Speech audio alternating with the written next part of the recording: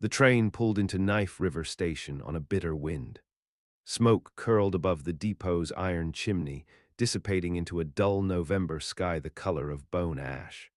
The conductor's boots struck the platform with a practiced thud, and the doors unlatched with mechanical finality.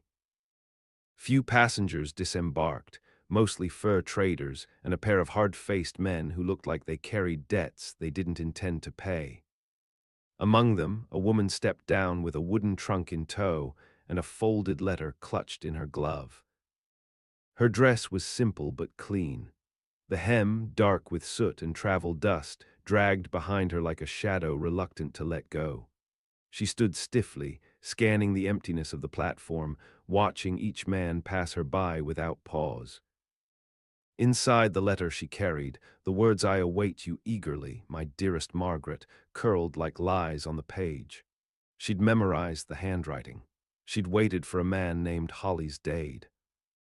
She'd carried his promise westward through 100 barren towns, through the slouched cruelty of traveling alone with no husband to guard her name. But he wasn't there. No one came for her. Not even the station master knew of a Holly's Dade. She showed the letter. He squinted at it like it might confess something, then shrugged and went back to stoking the fire. So Margaret Bram slipped into the hard chair near the telegraph office and waited.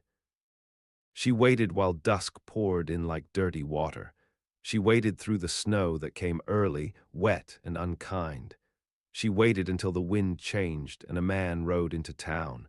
He wasn't dressed for town. His coat was canvas and scuffed at the cuffs. A wide hat shadowed a face that looked chiseled from something old and sorrowed. He rode a paint gelding with a half-healed shoulder wound and tied the reins to a post like he didn't plan to stay long. Silas Reeve had come for a crate of fencing wire and a sack of sugar. He had no intention of finding a woman there, much less one with a stubborn jaw and a quiet, ruined dignity, sitting like a tombstone amid the blowing grit. But when he passed her, she looked up. Her eyes weren't pleading, they weren't wet, they weren't angry, they were empty in a way that made something in him halt. "You waiting for someone?" he asked, surprising himself. She studied him a beat too long. "Yes," she said, though her voice held none of the hope the word demanded. He could have walked on, he should have walked on, but he didn't. Someone late. Someone never coming. He nodded once, looked toward the depot office, then back at her. "You got kin in these parts?" "No," she said. "You got a place to go." "No," again, and there it was, a silence thick enough to shape the cold around. He thought of riding back, thought of the hills he owned, and the house built by a woman he buried 5 winters ago. He thought of the quiet that greeted him every time he crossed his threshold. "You'll freeze out here," he said finally. "There's no lodging worth the name in Knife River. Come with me. You can decide tomorrow what to do." She didn't ask questions, she didn't protest. She stood, picked up her trunk, and followed him to the horse. He rode with her tucked close behind him, her breath warming the wool at his back.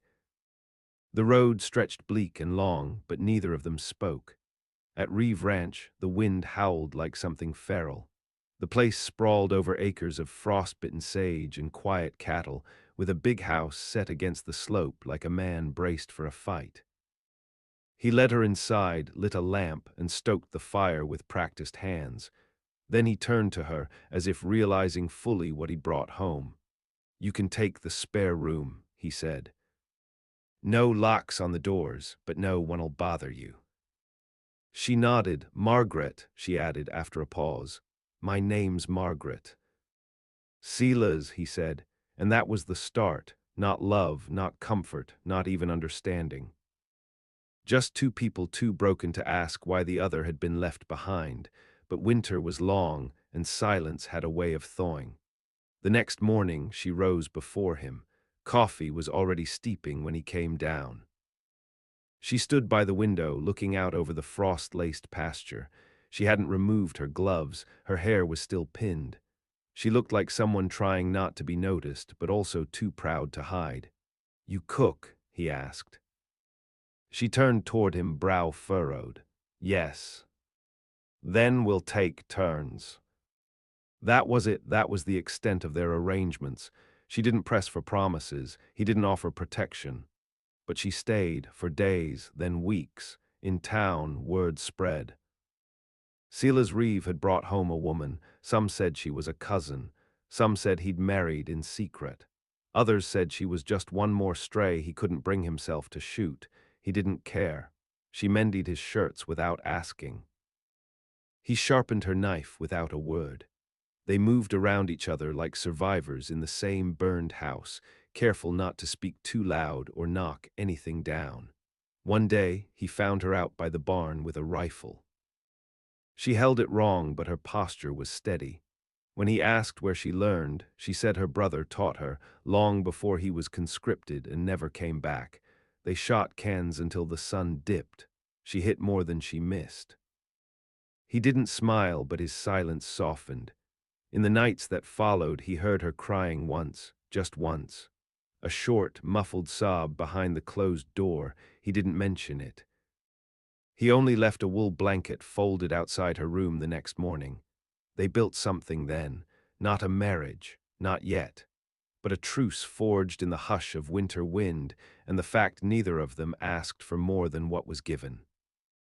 Still, something lingered behind her eyes, a watching, a waiting, like she expected something from the distance. It took until spring for Silas to realize what it was. She wasn't healing. She was holding her breath, waiting for the man who abandoned her to come looking, waiting to be claimed or burned.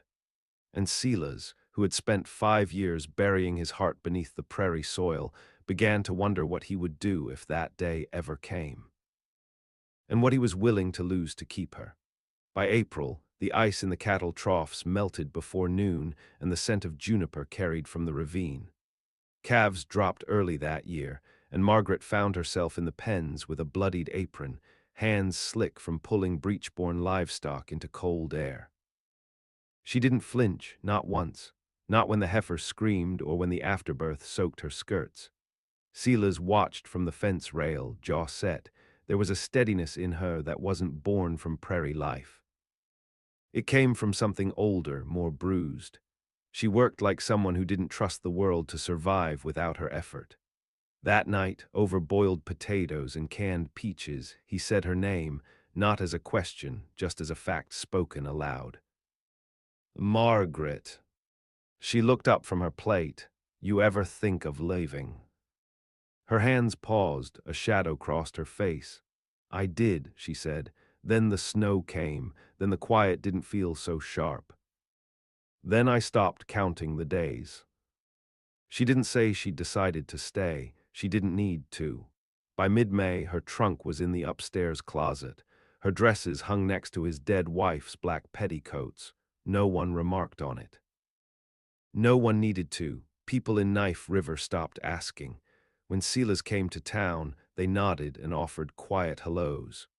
When Margaret accompanied him, the women watched her with the kind of eyes that measured and weighed. But no one said a cruel word. Maybe they sensed the blood on her hands, metaphorical or not. Silas took her riding once, just once. She didn't ask again. Her hands trembled on the reins and her face went pale on the second hill. She didn't speak of it, but later that night, he heard her wake with a scream bitten off halfway through. He didn't go to her, but he lit a lamp in the hallway and left it burning till morning. Summer bled into the land in a slow, untrusting crawl. Margaret learned the rhythms of cattle and fence mending. She learned which latches stuck and where the nails came loose in the floorboards. She stopped asking where things belonged and started putting them there. But something shifted the day a letter arrived. It was addressed to Mrs. Margaret Dade. She read it on the porch. Her eyes moved without hesitation. When she was done, she folded the page and burned it in the stove. Silas asked no questions.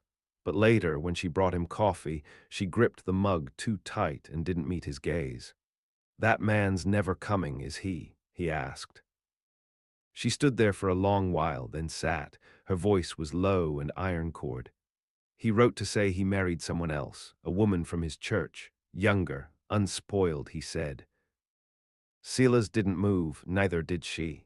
I was a widow, she said, not a virgin. He wrote me letters like he didn't care. But I suppose men change their minds when they remember their reputations. Silas's knuckles went white around the mug. Want me to ride out and find him? No, she said quickly, too quickly. He looked at her and something in his expression gave her pause. You already did, didn't you? She asked. He didn't answer. They didn't speak of the letter again, but Margaret started sleeping with a rifle beside the bed. Not because she feared Holly's deed, but because something inside her had been stilled, and now it began to stir. In July, a drifter arrived at the ranch gate, dirty shirt, twitch in his eye, said he was looking for work. Said he heard Reeve Ranch had use for a man who wasn't afraid of blood. Silas met him on the porch. Margaret stood behind the screen door, motionless. We're full up, Silas said. The drifter didn't move. I said we're full, Silas repeated, this time with the butt of his shotgun resting light on the floorboards. The man's eyes flicked to the door, to Margaret's silhouette behind it. You've got trouble coming, he said, voice low. That girl's name's known farther than she thinks. Some folks don't like being made fools of. Silas stepped down from the porch. Is that so? She didn't tell you about the other man, then? Margaret opened the screen door. I told him everything he needs to know, she said. The man turned toward her. There was something venomous in his grin. She ain't who she says. No, Silas replied. She's better. He raised the shotgun slightly. The man spat in the dust and walked off. Never looked back. That night Silas sat at the edge of Margaret's bed. She was already under the quilt, her face lit by a dying lantern. You running from something? Oh, yes. He didn't ask what. She didn't offer it. But when she reached for his hand and he let her hold it, neither of them pulled away. In late summer, lightning struck the southern ridge and started a fire. Silas rode out with 2 ranch hands, and Margaret followed with water and cloth. She wrapped blistered palms and calmed panicked horses with a voice like water over stone. The fire burned through 40 acres, but the ranch stood. Afterward, Margaret sat with Silas on the porch and let the smoke soak into her hair. I used to believe in salvation, she said. He didn't speak. But I think it's just survival, one day longer, one lie less. He reached for her then, not in lust, not in pity, just a hand placed over hers, steady as breath. They stayed like that until morning. Neither said what it meant, but the silence was no longer empty. It was becoming theirs. The first frost of autumn came sudden and sharp, cracking thin ice on the troughs before dawn. Margaret stood out near the paddock, arms crossed, breath pluming. She watched the sky, pale and furious. That morning the wind carried an unfamiliar scent, gun oil and pine smoke. She recognized it before Silas did. By evening, 3 horses were spotted on the western ridge. Not riders from Knife River, not traders. These men held themselves like hounds with the scent of something wounded. Margaret went still when Silas told her. They looking for you? He asked. She didn't lie. Yes. She didn't ask if he would hand her over. He didn't ask what she had done. That night, she buried the rifle behind the chicken coop, wrapped in oilcloth. Then she scrubbed the kitchen floor until her knees ached and the skin broke open beneath her dress. When Silas found her there, he didn't speak. He just lifted her gently and poured warm water over her hands. When she finally spoke, her voice was threadbare. I killed a man once. He didn't flinch. I was 16. My uncle came into my room, thought he could claim what the cholera left behind. Silas watched her in the lamplight, didn't blink. Didn't interrupt. I waited till he passed out drunk, took the branding iron off the stove, pressed it to his throat. Silence settled between them, thick and sharp-edged. Buried him in the hog pit. Told everyone he ran off with a saloon girl. Silas handed her a towel. Then you didn't kill a man, he said. You buried a monster. She didn't cry, but something in her jaw softened. The next day, the riders came, 3 of them. Dust on their coats, rifles in plain view, they didn't dismount. Just watched the house with the kind of patience that comes from knowing no law can touch them. Silas met them halfway down the road.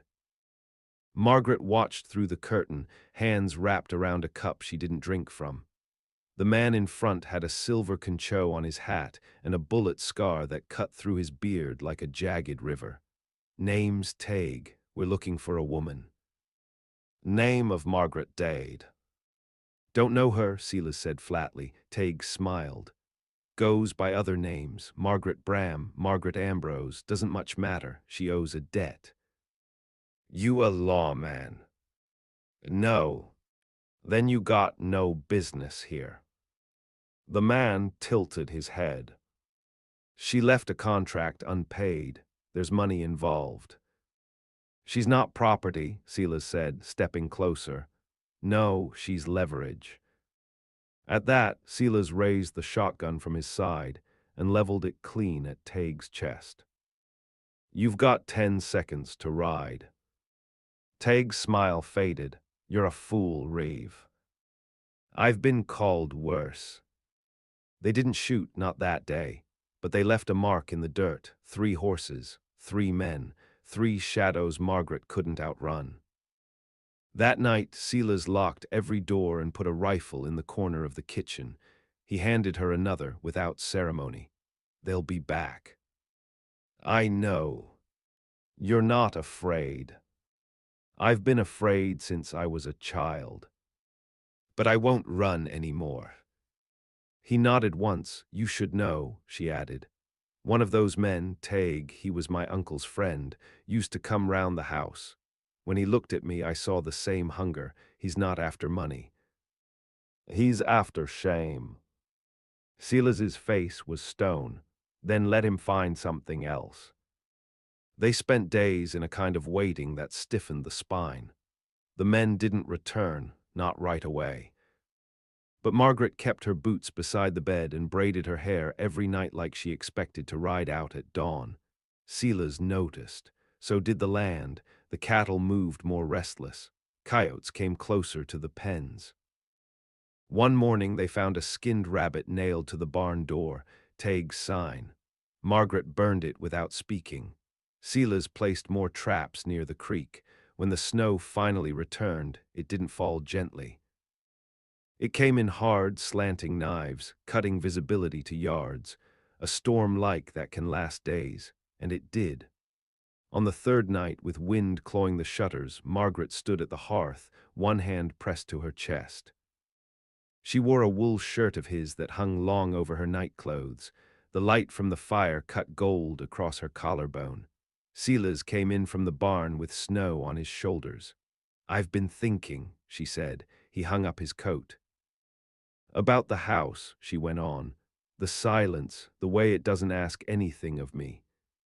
He didn't speak. She turned to face him, eyes sharp and glass clear. I want to stay. He walked toward her slow. Not just through winter, she said. I know. I mean permanently. I know, he said again. And then she reached for him, not tentative, not frightened. She touched his chest, right where the scar crossed beneath his shirt, a remnant from the cattle raid 5 years back. The one that killed his wife. You still love her? Margaret asked. Yes, he said. Good, she replied. He took her face in his hands then, not to kiss her, just to hold it like a thing precious and volatile, a bird with blood on its wings. They didn't make promises, they just stayed. And in the blizzard outside, no shadows moved. Not yet. The thaw came late.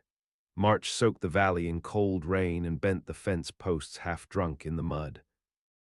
Trees broke under the weight of ice not yet melted. The cattle pressed closer to the barns, their ribs sharp beneath wet hides, but life crept back into the soil. Margaret planted onions near the stoop, half out of necessity, half to see if anything would grow in ground that once held blood. Silas spent days in the saddle, riding the southern boundary. He didn't say it aloud, but they both knew he was watching for signs of the men who'd vanished into the blizzard. Tague hadn't forgotten her. Monsters don't. They wait. They circle. They starved themselves for the taste of what ran from them. It was dusk when the boy arrived. 14, maybe, dust-covered, limping, clothes torn in ways that told a clear story. Someone had beaten him for sport and left him to crawl. Margaret opened the door and stared at him a long time. "You run from someone?" she asked. He didn't answer, just swayed on his feet. Silas brought him in, stripped the shirt from his back, and saw the lash marks, deep, too clean for a brawl. They fed him broth and let him sleep near the hearth. In the morning, Margaret sat beside him with bread and bacon and didn't say a word until he was done chewing. Then she asked again, "Who did this to you?" The boy didn't speak right away. Then name was Harlan, rode with two others. They were asking about a woman, said she belonged to them. Silas stiffened. Margaret's eyes didn't move.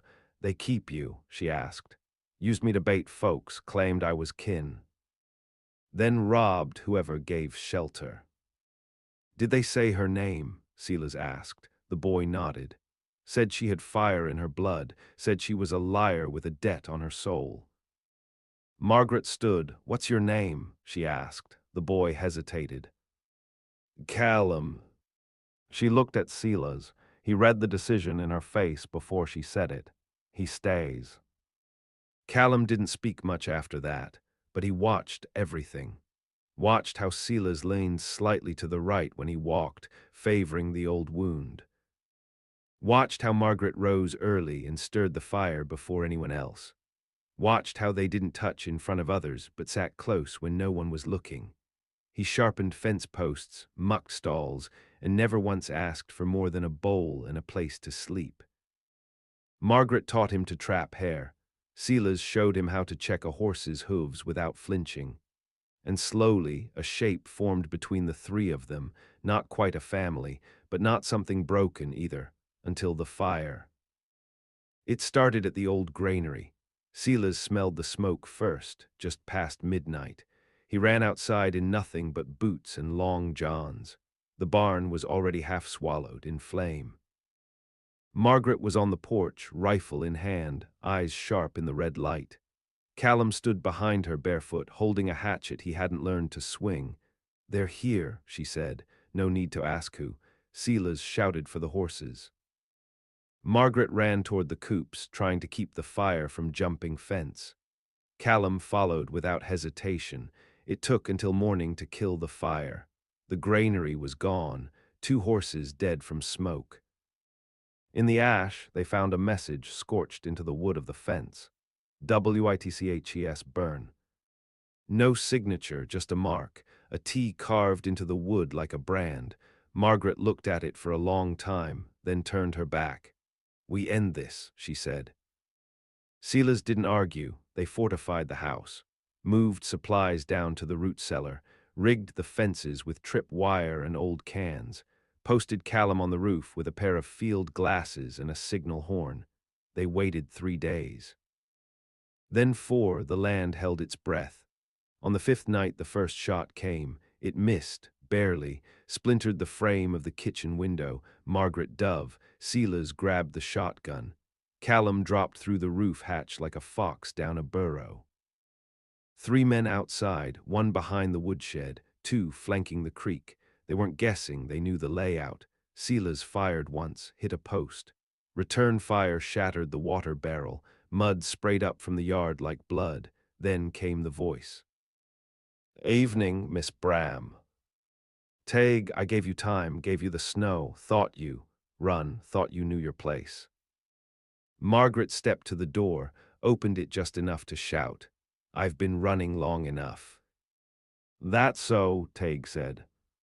"Then you should know how it ends." She didn't answer. "You think this man'll die for you," Tague called. "Think he'll bleed for someone else's stain." Margaret fired, didn't hit him, but the shouting stopped. Gunfire followed, fast, close. Callum screamed something from the cellar stairs. Silas moved to the right window and fired at a shape ducking low in the brush. Then quiet. Only the wind. When dawn came, two of the men were gone, vanished like fog. But the third, Harlan, was slumped near the porch, chest torn open by buckshot. Tague wasn't among the dead. He'd left something behind, though, a message nailed to the tree line. The fire next time is for you. They buried the body near the edge of the property. Margaret didn't pray. Silas didn't speak. But that night, for the first time, she crawled into Silas's bed without asking, and he let her. She lay still against him, eyes wide in the dark. "I'll never be free," she whispered. "No," he said, "but you'll never be alone again." Outside, the frost came early, but the fire inside held. Winter arrived with a sound like bones cracking underfoot.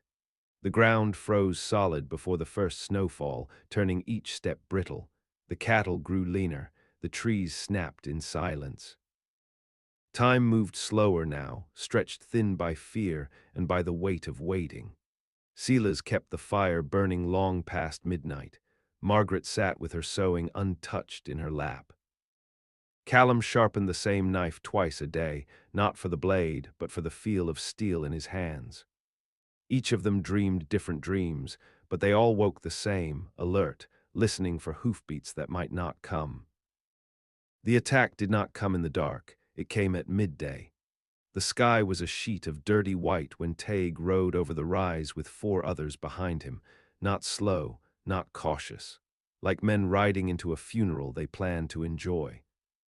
Margaret stood at the window, braids slung over one shoulder, her hand resting on the rifle butt. Callum ran to the cellar to check the fuse line they'd built from powder kegs taken off dead drifters the year before. He hadn't lit it since they made it, but he knew how. Silas holstered both pistols and stood at the doorway like he had nowhere else to be. He wasn't calm. He was finished being afraid. Tague dismounted without hurry. His boots sank into the slush. He raised a hand not to wave but to signal. "I came for one thing," he called. Margaret stepped out behind Silas. "I'm not a thing." "No," he said. "You're a reckoning someone should have dealt with long ago." Silas raised the shotgun. "Step 1 foot closer and you'll lose it." Tague smiled, slow. "You think she's worth dying for?" Silas didn't answer. His finger just curled tighter on the trigger. "I knew your wife," Tague added, voice low. "Pretty thing, soft voice. I hear she bled out screaming."